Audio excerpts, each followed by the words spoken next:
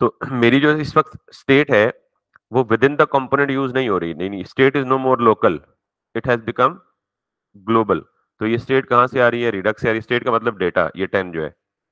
तो अब मैं जिस कंपोनेंट में चाहे मर्जी ये स्टेट उठा के ले जाऊं, जब भी मैं चेंज करूंगा विदड्रॉ और डिपॉजिट, जहां जहां वो स्टेट यूज हो रही है वहां वहां स्टेट की अपडेशन जो है वो रिफ्लेक्ट होगी।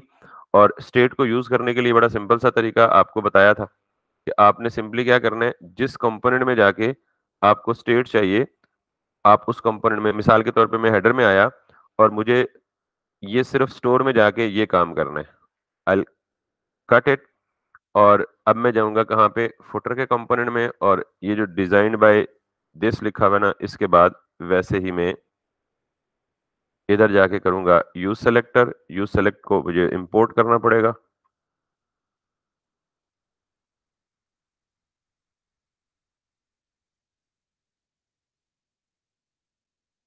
Use, not this one, use selector. और फिर मुझे ये वैल्यू जो डी स्ट्रक्चर की है इसको एज इट इज यहाँ यूज करना पड़ेगा। फिर हम इसे कहीं और भी यूज कर लेते हैं। Let me copy this. Home के अंदर आए और होम के अंदर जो हमारा मेन का कंपोनेंट है उससे भी नीचे आप इसे यूज कर लें। फुटर यहाँ यूज नहीं हो रहा, रिमूव इट। हेडर भी यहाँ यूज नहीं हो रहा, रिमूव इट। और यहाँ पे import use selector and then इस वैल्यू को उठा के इस वैल्यू को देखें। अब जरा देखिएगा, मैंने मेरी जो अपडेटेड स्टेट है वो 40 है। यहाँ पे भी 40 रिफ्लेक्ट हो रही है, यहाँ भी 60 60 60। और कहाँ यूज की हुई है? होम के कंपोनेंट में भी, यहाँ भी 60। तो इसका मतलब है कि ये जैसे आप ऐड टू कार्ट करते हैं कोई एक पर्टिकुलर आइटम, और उसके बाद पूरी वेबसाइट ई कॉमर्स में जिधर मर्जी घूमे वो आपकी कार्ट की स्टेट जो है वो क्या रहेगी? परसिस्ट रहेगी, कंसिस्टेंट रहेगी, और यहाँ आपको एज इट इज कार्ट का स्टेटस एज इट इज नजर आएगा। तो that was the benefit of the global state management. ये मैंने कल कहा था, लेकिन इसमें एक प्रॉब्लम है। वो प्रॉब्लम ये है कि ये स्टेट परसिस्ट नहीं कर रही। परसिस्ट का मतलब ये है कि अगर मैं यहाँ पेज रिफ्रेश करूं या मैं इस टैब को क्लोज कर दूं और क्लोज करने के बाद वापस रीओपन करूं, तो सपोज करें कि मैं ई कॉमर्स की वेबसाइट को विजिट किया और मैंने 4 प्रोडक्ट्स ऐड टू कार्ट किए। तो जब मैंने टैब क्लोज कर दिया या गलती से क्लोज हो गया या बिजली चली गई, सिस्टम बंद हो गया, तो मैं जब दोबारा ओपन करूंगा तो मैंने वो इतनी मुश्किल से पूरे ई कॉमर्स में से प्रोडक्ट्स को चूज करके ऐड टू कार्ट किया, तो वो सारे के गायब हो गए। या यूं समझे कि मैंने add to wish list, e commerce की एक फैसिलिटी होती है ऐड टू विश लिस्ट में, कि यार मैं ये मुझे प्रोडक्ट पसंद है, मैं बाद में परचेज करूंगा। तो मैंने वो बहुत सारे प्रोडक्ट विश लिस्ट में ऐड कर दिए, बिजली चली गई, ये सिस्टम रिस्टार्ट किया, कल आए दोबारा आए तो सारा कुछ छोड़ गया। तो इसका मतलब ये है कि स्टेट का परसिस्ट होना भी जरूरी है। अच्छा, स्टेट का परसिस्ट होना मतलब दो तरह से हो सकता है। एक तो आप जाके डेटाबेस में बैकएंड पे रिकॉर्ड स्टोर कर दें, लेकिन अभी आपने परचेज कुछ नहीं किया, अभी आपने सिर्फ विश लिस्ट में डाला है, तो बैकएंड पे जाके डेटाबेस में इतना लोड क्यों डालें? यानी आपको हो सकता है कि कल आप विश लिस्ट से वापस निकाल दें। तो ये इतनी ऐसी चीजों को बार बार डेटाबेस के लिए रिक्वेस्ट भेजना या डेटाबेस में इनको सेव करना, दैट्स नॉट सूटेबल। ऐसी चीजों को हम ब्राउजर के अंदर ही स्टोर करते हैं, क्योंकि वो हमारी पर्सनल प्रेफरेंस होती है, उसका दूसरे लोगों से लेना देना नहीं होता। खैर, ये तो जब प्रैक्टिकल करेंगे तो समझ आएगी। लेकिन अभी के लिए इंपॉर्टेंट बात यह है कि हमें स्टेट को क्या करना है? परसिस्ट करना है। तो अभी हमारी स्टेट बहुत ज्यादा सिंपल है, बहुत ज्यादा सादी है, तो इसको परसिस्ट करना भी आसान होगा। ये परसिस्ट की लॉजिक को समझना आसान होगा विद अ सिंपल स्टेट। तो I will be actually talking about this complex state once I talk about the persist. Yes, persistence. तो परसिस्टेंट का मतलब मैंने आपको बता दिया कि मैं यहाँ पे इस स्टेट पे खड़ा हूं और अब मैं कर देता हूं ब्राउजर बंद। बंद हो गया, मैं दोबारा ओपन करता हूँ वही एप्लीकेशन, या बिजली गई, दोबारा आया तो वो यहाँ 60 पड़ा हुआ था, किधर गया? गायब हो गया। ठीक। या वही काम आप रिफ्रेश वाला करें, ब्राउजर बंद ना भी करें तो इस काम को हल करने के लिए हमें एक और लाइब्रेरी की जरूरत पड़ती है, that is called as Redux persist. ठीक है, आप Redux persist with Redux toolkit कर लें या रिडक्स परसिस्ट कर लें, that's both are okay for you. आप ये पूरा आर्टिकल पढ़ना चाहते हैं तो आर्टिकल पढ़ लें। तो ये दो चीजें इसने जो बताई है ना, परसिस्ट एंड रीहाइड्रेशन, ये एक इंपॉर्टेंट कॉन्सेप्ट है आपका, जिसको आपने इनफैक्ट पढ़ना है। लेकिन उससे पहले हमने क्या करना है, हमने सिर्फ विद टूल किट नहीं करना, रिडक्स परसिस्ट देखना है। इस रिडक्स परसिस्ट की एक लाइब्रेरी एनपीएम में पड़ी हुई है। आपको पता है हमने अब तक जितनी लाइब्रेरीज इंस्टॉल की हैं, एनपीएम की अगर हम कमांड इस्तेमाल करते हैं तो वो कहाँ से डाउनलोड होती हैं? एनपीएम की रिपोजिटरी से। तो मैंने यहाँ पे इसे क्लिक किया तो ये मेरे पास एक पैकेज आ गया, persist and rehydrate a Redux store. अच्छा, हमने ना अभी तक जो कॉन्टेक्ट बुक बनाई है ना, उसमें हमने सारे के सारे रिकॉर्ड कहाँ सेव किए हैं? लोकल स्टोरेज में। और आपको पता है कि ब्राउजर की लोकल स्टोरेज परसिस्टेंट स्टोरेज है। परसिस्टेंट स्टोरेज का मतलब परमानेंट स्टोरेज होता है। परमानेंट स्टोरेज का मतलब यह है कि जब तक हम खुद जाके लोकल स्टोरेज से कोई चीज डिलीट नहीं करेंगे, वो डिलीट नहीं होगी। हमारी कॉन्टेक्ट बुक में ऐसे ही है कि हमने ये वाले कॉन्टेक्ट 3 दिन पहले सेव किए थे या 4 दिन पहले सेव किए थे, अभी तक सेव्ड ही है ना। अब जब तक या मैं यहाँ उन्हें खुद मैनुअली डिलीट नहीं करूंगा, ये मैनुअली डिलीट करूंगा तो ये भी कहाँ रिक्वेस्ट जाएगी? लोकल स्टोरेज में जाके डिलीट करेगा, या फिर जाके ब्राउजर ओपन करके उसकी लोकल स्टोरेज में उसको क्या कर दें? डिलीट कर दें। तो बुनियादी तौर पे लोकल स्टोरेज हमारी क्या है? परसिस्टेंट स्टोरेज है, परसिस्टेंट है। ये जो रिडक्स परसिस्ट का पैकेज है ना, ये भी इंटरनली क्या इस्तेमाल कर रहा होता है? ब्राउजर की लोकल स्टोरेज इस्तेमाल करता है। लेकिन ये लोकल स्टोरेज इस तरह सिंक होती है रिडक्स के साथ कि हमें पता ही नहीं लगता। जब भी हम एप्लीकेशन लोड करते हैं तो रिडक्स खुद बहुत सारा कुछ लोकल स्टोरेज से उठा के क्या कर देता है? लोड कर देता है। ये जितना मैनुअल स्टफ हमने किया है वो हमें करने की जरूरत नहीं पड़ेगी। लेकिन Redux persist smartly behind the scene local storage को ही इस्तेमाल करता है टू परसिस्ट द स्टेट। ये थ्योरेटिकल डिटेल समझ आ गई है आपको? अब अगर आपको इसे यूज करना है तो ऑब्वियसली डॉक्यूमेंटेशन में इसने सारे काम बताए हैं, ये सारे तरीके बताए हैं। उसने कहा है जी कि आप सबसे पहले, बजाय इसके कि मैं ये कहानियां समझाऊं, आपको करके दिखाते हैं, ज्यादा इजी हो जाएगा समझना भी आपके लिए। क्लियर? तो सबसे पहले ये कह रहे हैं जी कि आप क्या, अच्छा इसका यूजेज देख लें, कितने लोग पर वीक इसे डाउनलोड कर लें? 9,88,000, तकरीबन 1 मिलियन पर वीक डाउनलोड है इसका, मतलब it's quite a famous package. तो मैं यहाँ से इसे कॉपी करूंगा और यहाँ पे आऊंगा और अपने सर्वर को ब्रेक किए बगैर एक सेपरेट टर्मिनल में जाके npm install redux persist, जब तक ये इंस्टॉल होता है वापस आ जाए डॉक्यूमेंटेशन के पेज पे। उसके बाद सबसे पहले आपने करना है, रिडक्स परसिस्ट से आपको 2-3 चीजें चाहिए। और ये काम आपने करना कहाँ पे है? अगर आप देखें तो आपको उसने फाइल भी बताई हुई है कि किस जगह पे करना है, जहां पे आप क्या कर रहे हैं? स्टोर बना रहे हैं।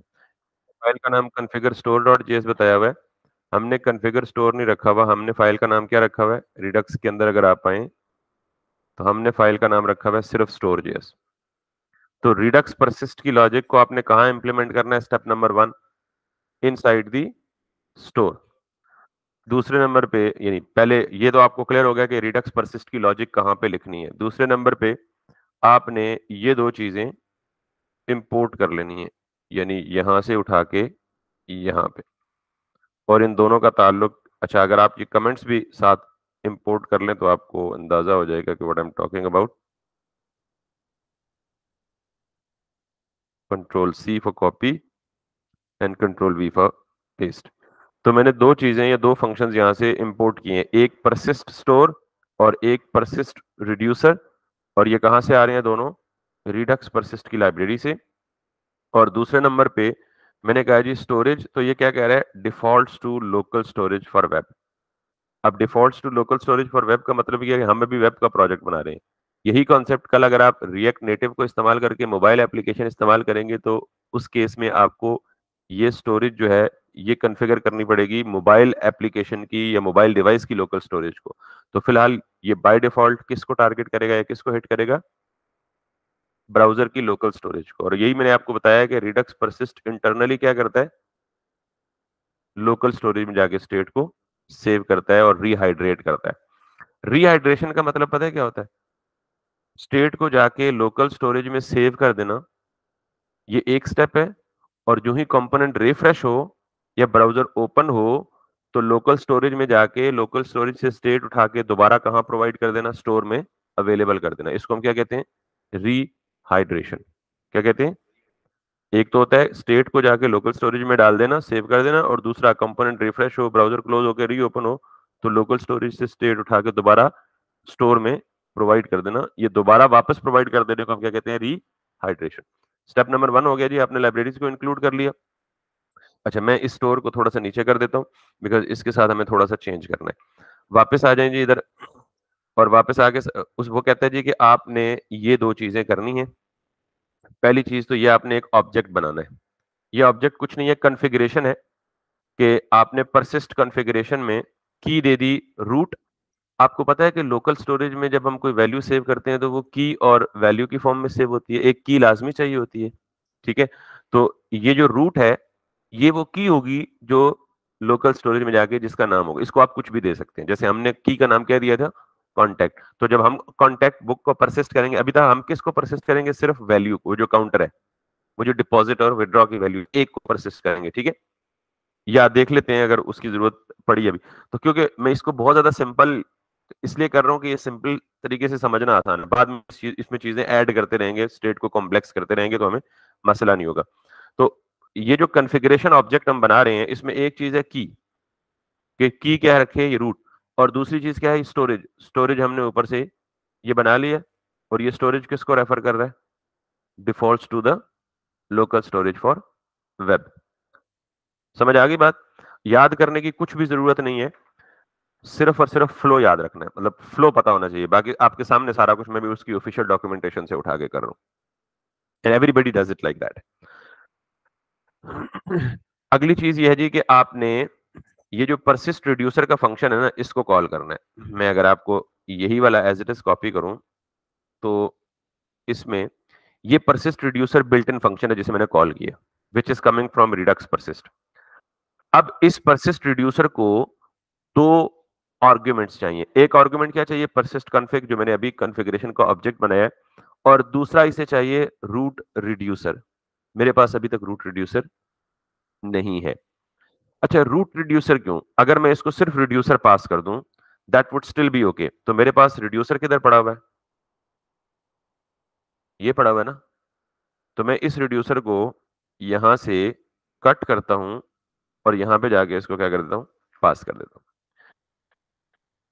यानी परसिस्ट रिड्यूसर दो पैरामीटर्स लेता है। पहला पैरामीटर परसिस्ट कॉन्फ़िग, जो ऑब्जेक्ट हमने खुद बनाया है, जिसमें कॉन्फ़िगरेशन बताई है कि यार कौन सी स्टोरेज को परसिस्टेंस के लिए इस्तेमाल करो। मैंने कहा कौन सी स्टोरेज को इस्तेमाल करो? लोकल स्टोरेज को इस्तेमाल करो। दूसरा पैरामीटर लेता है ये रिड्यूसर। अब हमारे पास रूट रिड्यूसर तो है नहीं, तो हमने कहा जी एक ही रिड्यूसर है, उसी को पास कर दो। रूट रिड्यूसर का मतलब ये होता है कि अगर आपके पास आपकी एप्लीकेशन में 4 रिड्यूसर है, ठीक, तो परसिस्ट रिड्यूसर 4 रिड्यूसर तो नहीं ले सकता। तो फिर ये कहते हैं यार कि उन चारों रिड्यूसर्स को कंबाइन करके एक बना दो। क्या कर दो? वो भी आपका हेडेक नहीं है। कंबाइन रिड्यूसर का फंक्शन हमें रिएक्ट रिडक्स देता है। जब हमारे एक से ज्यादा रिड्यूसर्स होंगे तो हम वो काम भी करके देखेंगे। तो अगर 4 रिड्यूसर्स हैं, तो उन चारों रिड्यूसर्स को आप किसको दें? कंबाइन रिड्यूसर के फंक्शन को दें, वो आपको एक रिड्यूसर बना के दे देगा, और उसको हम क्या कहेंगे? रूट रिड्यूसर, और वो यहां पास कर देंगे। मैं देखता हूं अभी अगर हमें यहाँ के रूट रिड्यूसर मिलता है तो।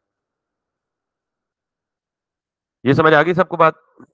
अब हमारे पास इसने कहा है जी कि इसका रूट रिड्यूसर है, और उसने रिड्यूसर्स की फाइल से उसको इंपोर्ट किया हुआ है। हमारे पास तो रूट रिड्यूसर है नहीं, तो हम क्या करेंगे? यहाँ एक रिड्यूसर बना लेंगे। मतलब मिसाल के तौर पे, अच्छा हो गया, चलें ये भी लॉजिक आपको पता चलेगी कि एक फंक्शन होता है कंबाइन रिड्यूसर्स, और ये भी बेसिकली आप किसका फंक्शन है? रिडक्स का फंक्शन है। तो मैं यहां पे जाता हूं, और can you see this? Combine reducers, और उसके आगे एक ऑब्जेक्ट है, बल्कि ज्यादा आसान एग्जांपल कोई हो जाए ना, ये कंबाइन रिड्यूसर्स। एक ऑब्जेक्ट लें, और उसके अंदर सारे रिड्यूसर्स को क्या कर दें? पास कर दें। तो मैं यहां पे क्या करूंगा? ये रिड्यूसर आता कहां से है? रिडक्स से, या रिडक्स टूलकिट से?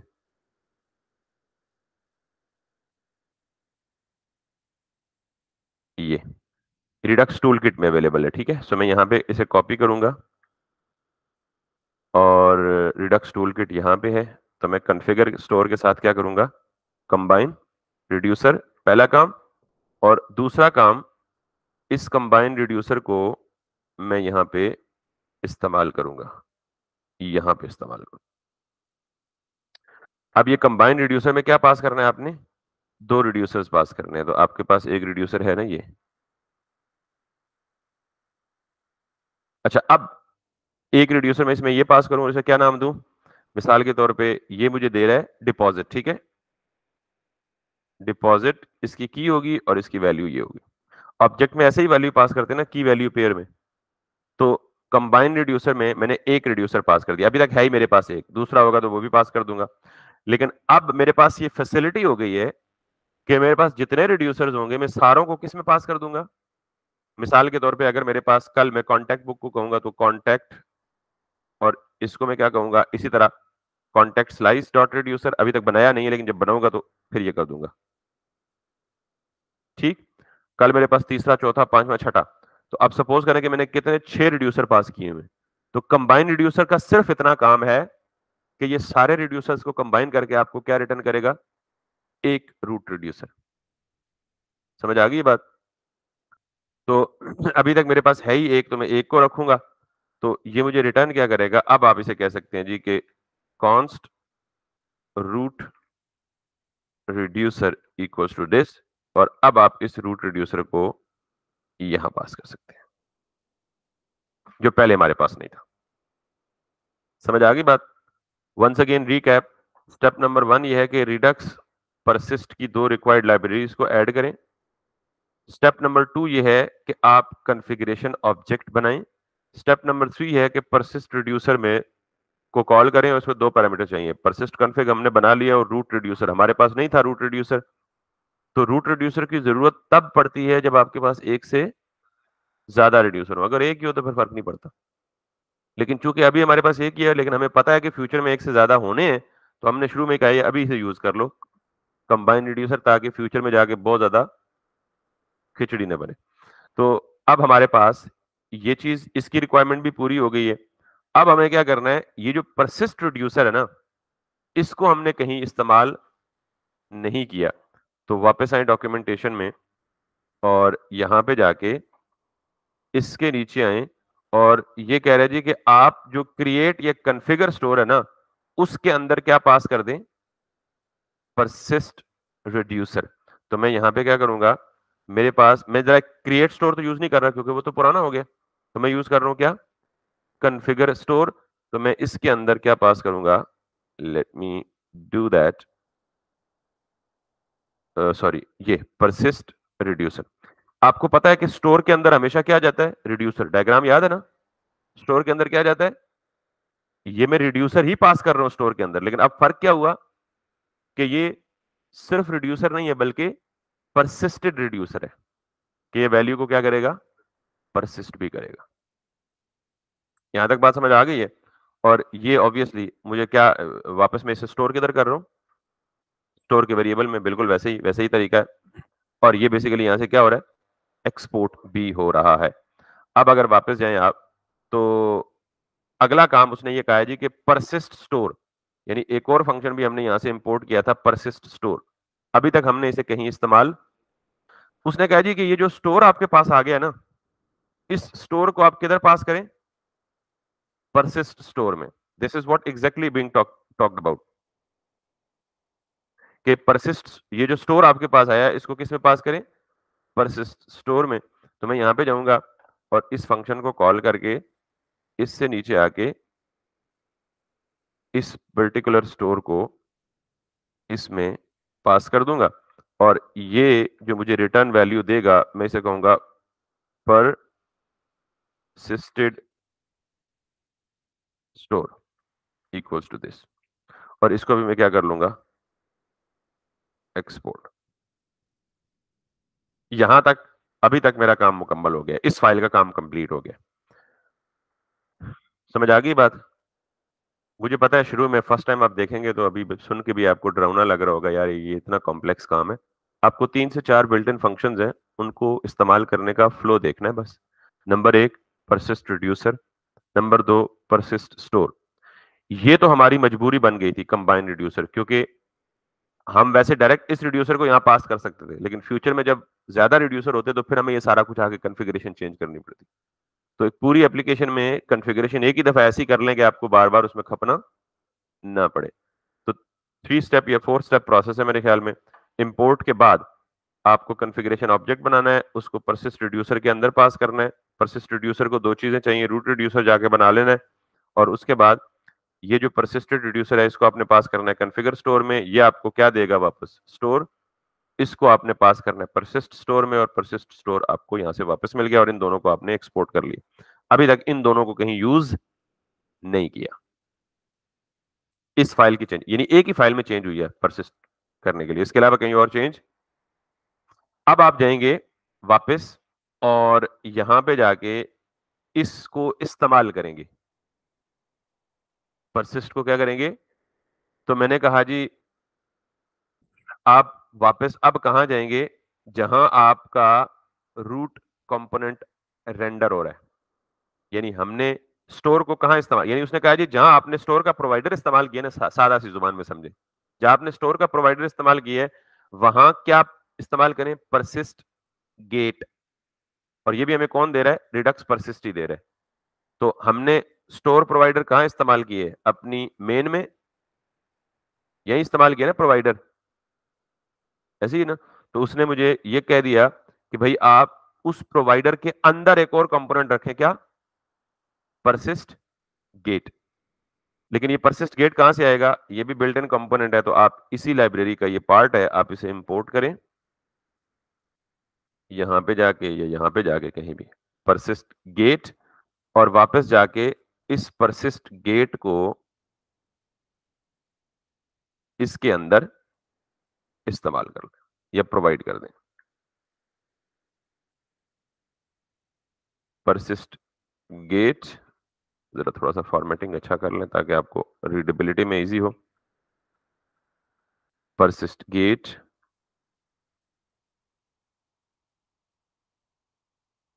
और परसिस्ट गेट इसने यहीं क्लोज कर दिया, ये वाला। इसको उठाएं और अपनी ऐप को परसिस्ट गेट के अंदर रैप कर दो। ठीक। अब परसिस्ट गेट दो प्रॉप्स लेता है, एक लोडिंग का और एक परसिस्टर का। लोडिंग तो नल है, तो इसको तो इंपोर्ट एक्सपोर्ट की जरूरत नहीं, इसको नल कर दिया उसने बाय डिफॉल्ट। इसको मतलब इसकी वैल्यू और भी हो सकती है, लेकिन फिलहाल आप इसे नल ही रहने दें। परसिस्टर कहां से लाएंगे हम? तो आपने देखा है कि हमने यहां से परसिस्ट स्टोर, या इसे परसिस्टर ही बोल दें ताकि नाम जरा सेम रहे, या ठीक है अपनी कन्वेंशन। तो इस परसिस्ट स्टोर को यहां आके क्या करें आप? इंपोर्ट परसिस्ट स्टोर,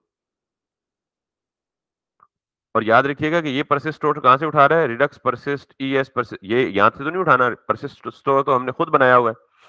तो ये जरा एहतियात कीजिएगा इंपोर्ट एक्सपोर्ट करते हुए। तो मैंने कहा जी कि परसिस्ट स्टोर, मेरी फाइल कहां है? परसिस्ट स्टोर, और ये देख लें, ये परसिस्टेड स्टोर। मैंने क्या नाम दिया हुआ? परसिस्ट या परसिस्टेड? यस, परसिस्टेड स्टोर है, ठीक है। तो परसिस्टेड स्टोर इंपोर्ट हो गया डॉट रिडक्स के अंदर, स्टोर डॉट जेएस के अंदर से। इसको उठाएं और परसिस्टर को दे दें। That's it. अब अगर कोई मैंने गलती ना की हुई इस कॉन्फ़िगरेशन में, तो everything should work absolutely fine. ठीक। तो ये वैल्यू को परसिस्ट कहां करेगा? ब्राउजर की लोकल स्टोरेज में। और किस की के साथ करेगा? लोकल स्टोरेज में किसी की के अगेंस्ट वैल्यू स्टोर होती है, कौन सी की के साथ करेगा? रूट। बोले ना यार, ये सामने लिखा हुआ नजर आ रहा है आपको। तो अब let's see if is there any error in our application which is, तो हम उसको रिजॉल्व करते हैं और फिर हम आगे चलेंगे। तो कह रहे हैं कि reducer is required argument and must be function or an object function that can pass to a combined reducer.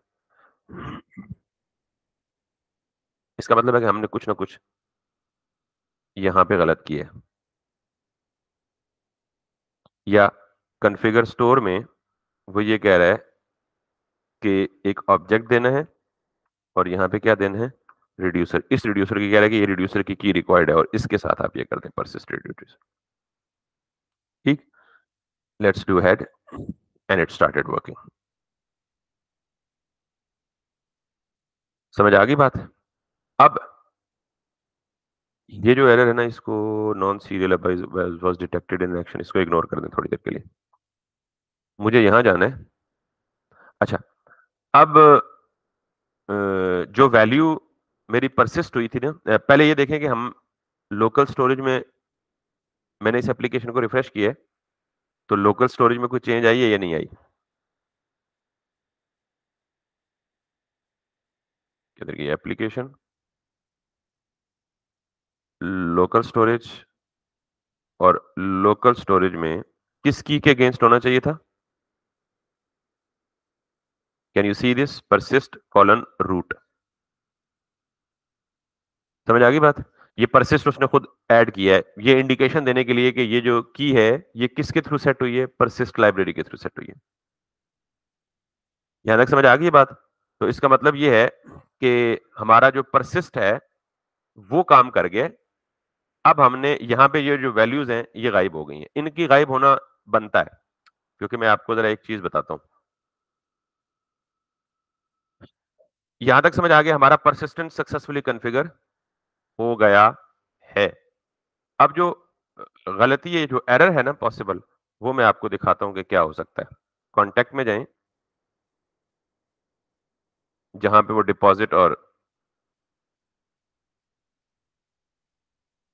Reduce, sorry contact में नहीं, अबाउट में बना हुआ है ना, यस यहां बना। आपने सिर्फ क्या करना है कि मैं ये कह रहा हूं कि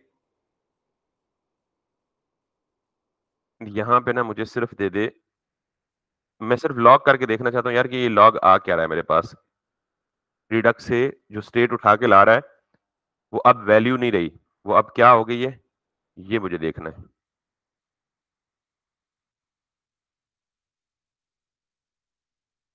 अच्छा, ये कह रहा है जी, कैन यू सी दिस?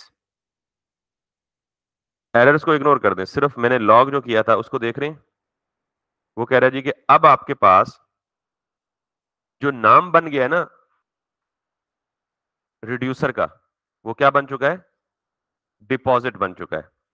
और हम किस चीज को डिस्ट्रक्चर कर रहे हैं? वैल्यू को। यानी हम यहां पे पहले किस चीज को डिस्ट्रक्चर कर रहे थे? वैल्यू को। जबकि यहां क्या चीज बन गई है? अब ये वैल्यू किसके अंदर आ गई है? डिपॉजिट के अंदर। ये नाम कहां से आया? तो ये नाम हमने खुद ही तो दिया है।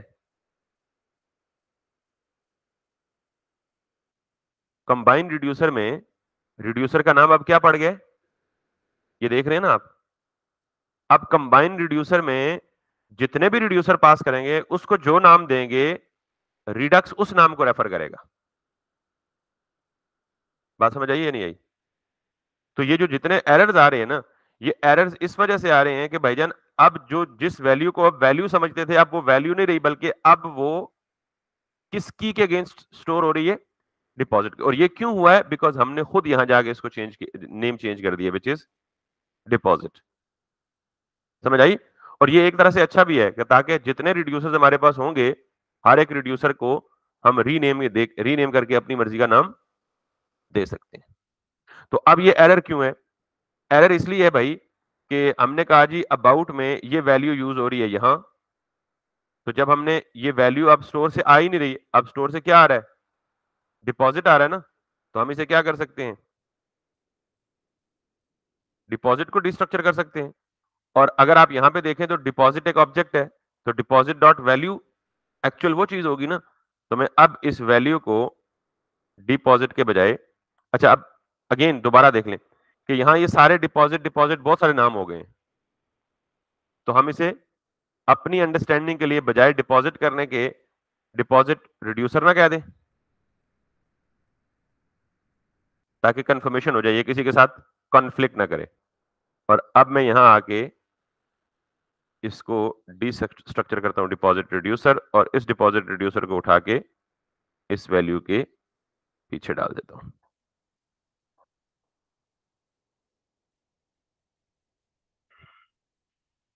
समझ आ गई बात? अब अगर मैं यहां पे जाके, अच्छा अब यहां तो ठीक हो गया, ये 0 आ रहा है और ये चेंज भी हो रहा है। यहां चेंज नहीं हो रहा क्योंकि नेव बार में जाके मैं अभी भी किसको डिस्ट्रक्चर कर रहा हूं? वैल्यू को। वैल्यू तो वो नहीं रही ना, वो क्या रह गई है? डिपॉजिट रिड्यूसर डॉट वैल्यू रह गई है। तो अब जहां जहां चेंज है मुझे नेव बार में जाना है। Where is the nav bar? Header के अंदर होगी प्रोबेबली। किधर है हेडर? कंपोनेंट्स में, हेडर में, और यहां। अब आप बात समझ गए कि नहीं समझ गए? मैं इसको कहूंगा जी डिपॉजिट रिड्यूसर, और जहां ये वैल्यू यूज हो रही है, अब that is no more only a value, rather that is, किधर यूज हो रही है भाई?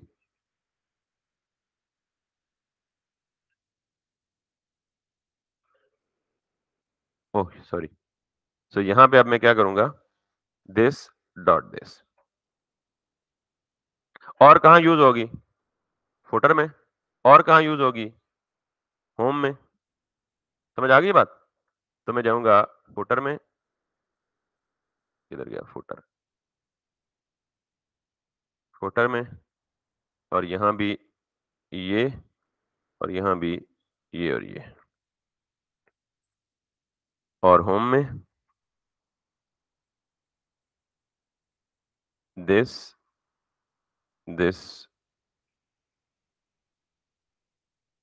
दिस। 10 10 10। अच्छा अब जरा देखिएगा, ये सारा तरद्दुद किया किसके लिए? परसिस्ट करने के लिए। पेज रिफ्रेश करो, ब्राउजर क्लोज करो, 3 दिन बाद आओ, 10 दिन बाद आओ, जब तक अपने कार्ट में से कंसिडर इट अ कार्ट, खुद आइटम रिमूव नहीं करेंगे वो कहीं भी नहीं जाएंगे। Let me do this. 30 50 state है, इसको मैंने रिफ्रेश किया, nothing is happening, state is not going anywhere. मैं इसको क्लोज कर देता हूँ, टैबलेट को, टैब को, वापस इसको ओपन करता हूँ, वापस आता हूँ, दोबारा इसको ओपन करता हूँ। I do have still 50। Interesting ना? तो that is how Redux persist in a nutshell. आज का पूरा लेक्चर हमारा परसिस्ट के ऊपर गुजर गया, बट इट्स एन इंपॉर्टेंट। और इंपॉर्टेंट बात उससे भी ये है कि मैंने ये रिडक्स परसिस्ट आपको सिर्फ इंतहाई सिंपल स्टेट के साथ करवाया है। इसको यूज करके आप जितनी मर्जी कॉम्प्लेक्स स्टेट बना लें, रिडक्स परसिस्ट में आपने कोई चेंज नहीं करना। That's it, it's set up one for all. अब जो जो स्टेट जितनी मर्जी कॉम्प्लेक्स हो, वो सारी की सारी का ख्याल कौन रखेगा? परसिस्ट खुद रखेगा। अब रीहाइड्रेशन क्या होती है? मैंने जब ये रिफ्रेश किया ना, तो पता है ये स्टेट बेसिकली गायब हो चुकी थी। ये रिडक्स परसिस्ट ने बिहाइंड द सीन खुद बहुत जल्दी से जाके लोकल स्टोरेज से उठाई स्टेट और वापस रिडक्स को प्रोवाइड कर दी। ये रीहाइड्रेशन है। ये सारा कुछ कौन कर रहा है बेसिकली? तो अब मैं सारा कुछ क्लोज कर देता हूं और इस सारी चीज को इन अ नटशेल समराइज करता हूं। मेरे पास सबसे पहला काम यह था कि मुझे रिडक्स परसिस्ट की लाइब्रेरी इंस्टॉल करनी थी। रिडक्स परसिस्ट की लाइब्रेरी इंस्टॉल करने के बाद परसिस्ट की लॉजिक लिखनी कहां पे थी? स्टोर के अंदर लिखनी। यहाँ पे अगर आप आएंगे तो ये काम आपको पूरी एप्लीकेशन के लिए, एक प्रोजेक्ट के लिए वन टाइम करना होगा। तो आप इसको एज अ स्निपेट सेव कर लें अपने तौर पे कहीं पे जहां पे आपको जरूरत पड़े, तो इसको देख के यूज कर लिया करें, दैट्स नो वरीज, बट आपकी एप्लीकेशन में यूज होना चाहिए। Two step process after importing it. आपने जितने भी रिड्यूसर्स हैं, पहले हम रिड्यूसर्स को डायरेक्टली कहां पास करते थे? स्टोर में पास करते थे। पास कर सकते हैं और काम भी कर रहा था, लेकिन उसमें एक प्रॉब्लम क्या था? स्टेट परसिस्ट नहीं हो पा रही थी। अब हमने रिड्यूसर्स को डायरेक्ट स्टोर में पास करने के बजाय उनको किधर पास किया? कंबाइन रिड्यूसर में। ये ऑप्शनल स्टेप है, लेकिन इसलिए जरूरी है कि अगर आपके पास ज्यादा सारे रिड्यूसर्स होंगे तो combine reducer would combine all of them and would return you one root reducer. तो मैंने सारे इसको पास किए, इसने मुझे क्या नाम दिया? Root reducer. और ये रूट रिड्यूसर मैंने किसको पास किया? Persist reducer. क्यों? ताकि वो परसिस्ट हो सके। उसमें दो है, एक कन्फिग। अच्छा, इस रूट को आप कोई भी नाम चेंज कर सकते हैं। अब आप जो भी चेंज करूंगा इसी नाम से वो लोकल स्टोरेज में जाकर रिफ्लेक्ट होगा, ठीक है? तो परसिस्ट रिड्यूसर ने आपको परसिस्टेड रिड्यूसर दिया। इस परसिस्टेड रिड्यूसर को आपने पास करना है किसके अंदर? स्टोर के अंदर। और ये जब आप कॉन्फ़िगर स्टोर को पास करेंगे तो ये आपको एक स्टोर देगा। इस स्टोर को आपने वापस किसमें पास करना है? परसिस्ट स्टोर में। ये आपको परसिस्टेड स्टोर देगा। बस ये और ये स्टोर दोनों इनको एक्सपोर्ट कर लें और आ जाएं रूट पे। यहाँ एक कंपोनेंट परसिस्ट गेटर या परसिस्ट गेट उसने दिया हुआ है और उसने कहा जी इसको आप अपनी एप्लीकेशन को रैप कर दें परसिस्ट गेट में और इसको परसिस्टर में वो persisted स्टोर पास कर दें and it will take care everything for you. ठीक होगी बात? अब हमारे लिए काम इतना आसान हो गया है कि जो कॉन्टेक्ट बुक में हम सारे काम मैनुअली कर रहे हैं ना, खुद लोकल स्टोरेज में जाओ, यूज इफेक्ट में आओ, साइड इफेक्ट परफॉर्म करो, ये करो, वो करो, ऊपर करो, नीचे करो, वो कुछ भी नहीं करना पड़ेगा। हमें उस सारी कॉन्टेक्ट बुक की लॉजिक को उठा के एक स्लाइस बनाना है। स्लाइस पता है ना? कॉन्टेक्ट बुक एक फीचर है ना। तो कल के लेक्चर में हम क्या करेंगे, उस पूरी कॉन्टेक्ट बुक को उठा के एक स्लाइस में डाल देंगे। परसिस्टेड ऑलरेडी लगा हुआ है, खुद ही लोकल स्टोरेज में जाए भेजेगा, खुद ही लोकल स्टोरेज से उठा के लाएगा। वो सारा manual stuff has been eliminated. इसका मतलब ये नहीं है कि वन इंपॉर्टेंट था। आपकी अंडरस्टैंडिंग के लिए, आपकी समझ के लिए वो सारा काम बहुत इंपॉर्टेंट था। That was part of your learning. समझ आ गई बात? तो कल का काम हमारा कंपैरेटिवली इजी होगा कि हमने हाँ, इससे मतलब मैंने इसके साथ कुछ नहीं करना, रिडक्स परसिस्ट के साथ कुछ भी नहीं करना सिवाय एक चीज के, और वो क्या है कि एक सेपरेट स्लाइस अलग बनाना है, सॉरी रिड्यूसर अलग बनाना है, और उस रिड्यूसर को बना के सिंपली यहां आके कर देना है कॉन्टेक्ट, और यहां कर देना है मुझे कॉन्टेक्ट रिड्यूसर। ऑब्वियसली ये कॉन्टेक्ट रिड्यूसर मुझे कहां से लाएगा? यहां इसी तरह इंपोर्ट करना पड़ेगा। बस बाकी सारा काम हो चुका है ऑलरेडी। और सिर्फ यही नहीं, कल आप इसी एप्लीकेशन में कोई चौथा फीचर ऐड करें, उसके लिए भी आपको कुछ नहीं करना। परसिस्टेड पहले से एडेड है, उसमें से भी सिर्फ उसका क्या बनाना है आपको? एक रिड्यूसर बनाना है और उस रिड्यूसर को आगे तक पास कर देना है। That's it. दैट्स व्हाई मैंने आज ही इसको यूज कर लिया कंबाइन रिड्यूसर को, कि आपके मुश्किलात फ्यूचर की सारी क्या हो जाए, आसान हो जाए। और मजे की बात, वो सारे के सारे रिड्यूसर क्या हो जाएंगे? परसिस्टेड हो जाएंगे। किसी का कोई सवाल है यहां तक? I know it's a bit slightly complex for the beginners, जो बिल्कुल नए यूजर्स होते हैं ना उनको, उनके लिए। लेकिन ऑब्वियसली अगर आपको एक बड़ी एप्लीकेशन, अगेन इसके बाद